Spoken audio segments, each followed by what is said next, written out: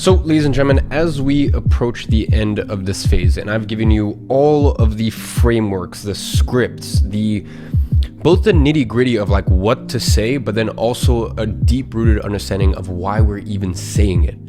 As we're coming to the end of this, and as we're about to get into some vault footage, so you can see real life this stuff in practice. In today's module, I want to finish off by how do we take these reference experiences that we're collecting? How do we take all of these prospects that we're speaking to, these experiences, as I said, that we're literally bundling and collecting, and how do we use those so each one builds on top of each other and you just get better and better and better?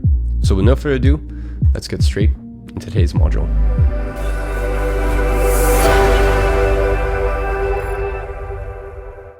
So, ladies and gentlemen, in today's module, we're going to be talking about refining approach and sharpening the saw. In today's teaching, we're going to go over how the greats get even better, why you need to study your tapes, how we record calls with compliance, using roleplay partners to get field time, going to sales battle with yourself every day, and becoming a sales master. So, how the greats get even better. It is just as important what you do off of the field of play as is what you do on it, right? And the best teams on earth, they watch tapes again and again and again and again. You know, they're in the cinema room literally for more time than they are on the actual field playing the game, right? In a competitive environment. And the reason that is because in professional games, there's only a certain amount of games you can play. In, our world, there's only amount of sales meetings that you can have per month. And even if you're, a 7-figure year agency, right? Let's look at my agency. I'm a 7-figure year agency, actually, in fact, now coming on multi-7-figure year agency, and I take 8 to 10 sales calls per month. Now, granted, yes, we have, 40, 50 applications, and then we cut that down to like 30, 20, 25, 30 demo calls. And yes, Danny takes those calls. I understand that, right? But let's say even if I didn't have Danny, I still think I'd only be taking probably one sales call per day, right? And that's what, 1 hour per day out of an 8-hour workday. That leaves a lot of time for me to refine my skills and increase my conversion rate. But that's me right now at my stage after 5 years of running that fucking thing. At your stage, and as I said, honestly, especially until really the past 2 years, I only had anywhere from 3, 4, 5 meetings per month. And as I said, that's not like the situation where I have now, where it's, the meetings that I have are literally like ready to pay. It's more just a matter of me structuring the deal correctly and making sure that it is indeed the right fit after Danny has kind of used his best judgment. Because here's the thing, a lot of us have blind spots, crutches, just general issues holding us back from signing high ticket clients. And when you're in the moment, it's hard to realize it. That's why you need to look back. And in the same way, I said, in professional sports, when you're in the realm of combat, when you're in the realm of play, like it's hard to really have a bird's eye view and see where your blind spots are, right? That's why the best of the best keep watching their tapes back again and again and again. So you need to address these blind spots. And the only real way that you can do that is by watching over your calls. Now in phase 2, I literally went over a study that proved by just replaying things in your mind and visualizing, you can get better. So between watching back over your tapes and everything else I'm going to be sharing with you guys in this module, you'll be replaying an image again and again and again, and this will literally double your results. Now, as you go through this process, you will refine your style. Put aside framework and put aside like the words I'm actually saying, my tonality, my cadence, and just the way that I like to do sales 3 years ago is vastly different. Even 2 years ago is like literally, you wouldn't recognize it from the way that I am these days. And this is why, as I said, sales experts in the realm of service-based businesses frustrates me, right? Because we have to do things very, very differently, okay? And this is why I've spent this entire phase giving you overall frameworks rather than, word by word scripts. And you really want to refine this script as much as possible because, as I said, it needs to really slot into the way that you speak, right? The way that you express yourself. There's no point trying to sell like me because I said, we all have our own strengths, our own weaknesses, and we all like a client will feel when the words you're saying even are congruent to you, or whether you're saying a word. And I'm sure you've seen this before. Like, when someone says a word and it just like, it feels off. Like it feels like it's like they specifically want to say that word, right? Not like it was already within their lexicon and it just, it's just free flowing, right? It just feels like, I don't know. It just, as I said, when someone says a word or a phrase and you're just like, something feels off of that, right? And the reason that is because they're not being congruent, okay? And this sense of congruency is something that will build up over time and also will only be there if you sell in your own style. And in different niches, there are certain buttons that you can push with certain business owners. As I said, as long as you do it with some elegance and grace, and it doesn't look like you're using slimy sales tactics. And there's certain, even, I hate this word, but like buzzwords, right? There's certain things that push the business owner over the line in terms of their decision. And as you start to get more reference experiences with your niche, you're going to be able to sort of weave in these pain points more seamlessly. And as I said, so it looks more natural. And really the goal here is as you develop over time, the biggest key is it should look like you're not even selling. The best salespeople on earth, the best marketers on earth, they do it in a way that it doesn't even look like they're selling.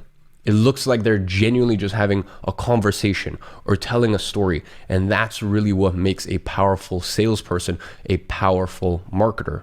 Now, the way that you record calls is very, very simple. Directly on Zoom, there is an option to either record to the cloud, which you can download later and view later, or directly onto your computer. I always record directly onto my computer.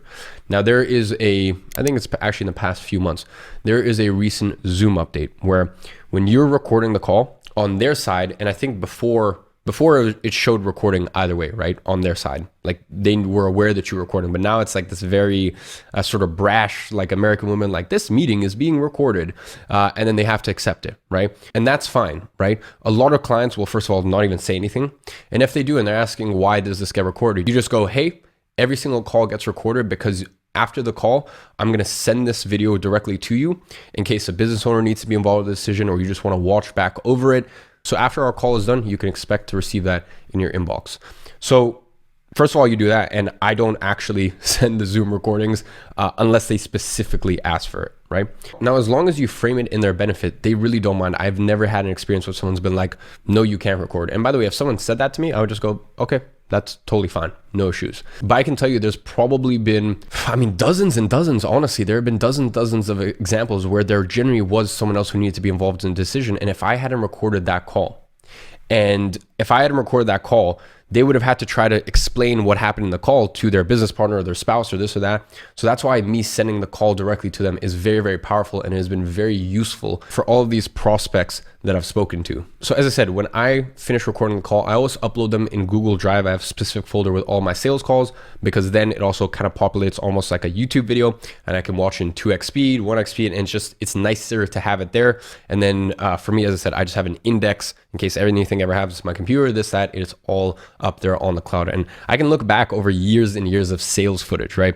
I wasn't really able to do this much in 2017, but ever since moving remote in mid 2018 and making the decision to do that fully, or actually it was pretty much right at the beginning of Q2. So pretty much, April of 2018.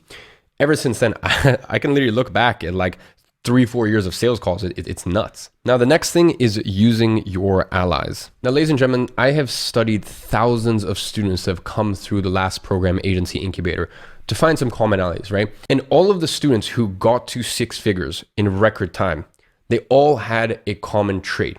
And that was, first of all, they were super engaged in the community. They tried to find any sort of tidbit of information they could, and they used the community to their best of their ability.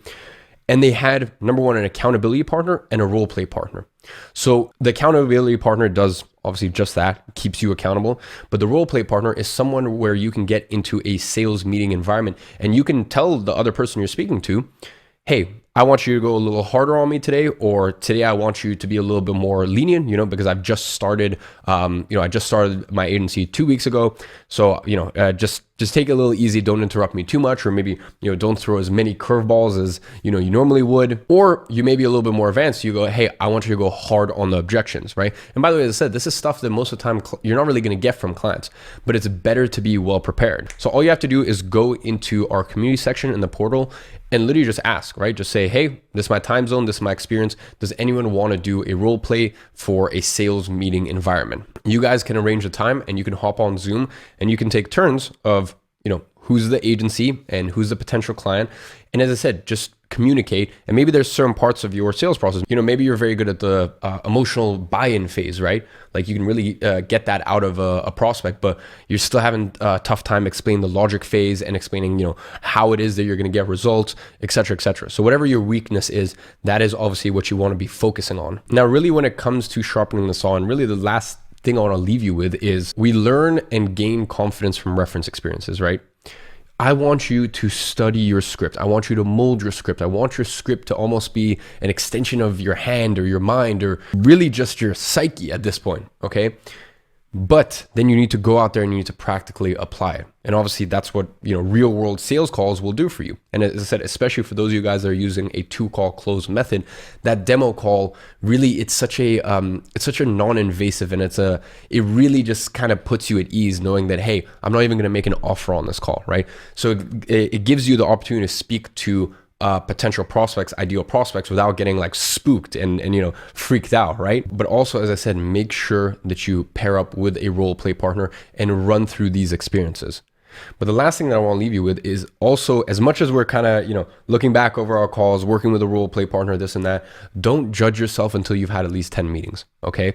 After 10 meetings, look back and judge yourself and judge your conversion rate, because here's the thing, at the end of the day, right? Like anything in life, it takes practice. Like anything in life, it sucks for that first little bit. And then you're like, oh, actually, I think I'm kind of picking up and I'm learning and I'm getting better. And then it gets to the point where you're like, oh, wow, I think I'm actually getting decent at this. And then, maybe you get humbled and you're like, oh, actually, I still have a little bit to learn. And then you get to a point where it feels like second nature. I mean, there will be some times, there's certain days. And I think for me, those days are days where I can think about a case like 5 weeks ago, where I got on a sales call, and after I told Danny, I was like, I think this may have been my worst sales call in 2 years. Like this was a train wreck. Like I was embarrassed. Like I was embarrassed for me. Like it was terrible. Anyways, point is, right? So it still happens to me, but that day, like I was underslept. I was going through some personal stuff. Like it was a not fun day. And of course that, as we talked about in the beginning portion of this phase, of course you're going to sort of emanate that energy onto the prospect. In fact, I don't think my energy was that bad. It was just my mind was so frenetic and scattered that day that, like, basically, long story short, it ended up being a situation where I was looking to invest in the business. I don't know, weird. Obviously, weird sales call. So point is, even it happens to me, right? Now, granted, my agency this year, we're starting to take on our first equity deals, and this actually looked like a perfect prospect for that, but like, that still wasn't really where the call was meant to go. It was a weird one. Anyways, the reason I'm saying this is 5 years on, I still have my bad days, but that's normally, I'd say maybe that's honestly probably like at this point, 5%, if that, 5%, 2% of sales calls. The rest, it just feels like second nature to me at this point. So really to become A1 at sales, be in the ring as much as possible. Obviously, that's the best experience you can have. Watch back over your calls, role play with a partner, and then really study that script and make it your own. And as I said, very, very soon, you are gonna adore sales. You're gonna love sales, and you're gonna take agency sales for really what it is, which is just speaking to some really interesting business owners, getting to know their business and figuring out, hey, is it worth it? Is it worth it for us to partner up and, for us to help you grow your business? And sometimes you get on the call and you're like, no, it's not worth it. Or, maybe we're not the right fit for each other. And it's, that's, you're not upset or you're not butthurt about it. You move on to the next one. And when you look at it like that, as I said, sales is a lot of fun. So ladies and gentlemen, action step for today is post in the group or use the accountability partner feature. As I said, depending on when you're watching this, we may have already launched that feature inside the platform, that you're looking for a role play partner with your niche and time zone. Ladies and gentlemen, I hope you guys enjoyed this module, and I will catch you guys in the next one.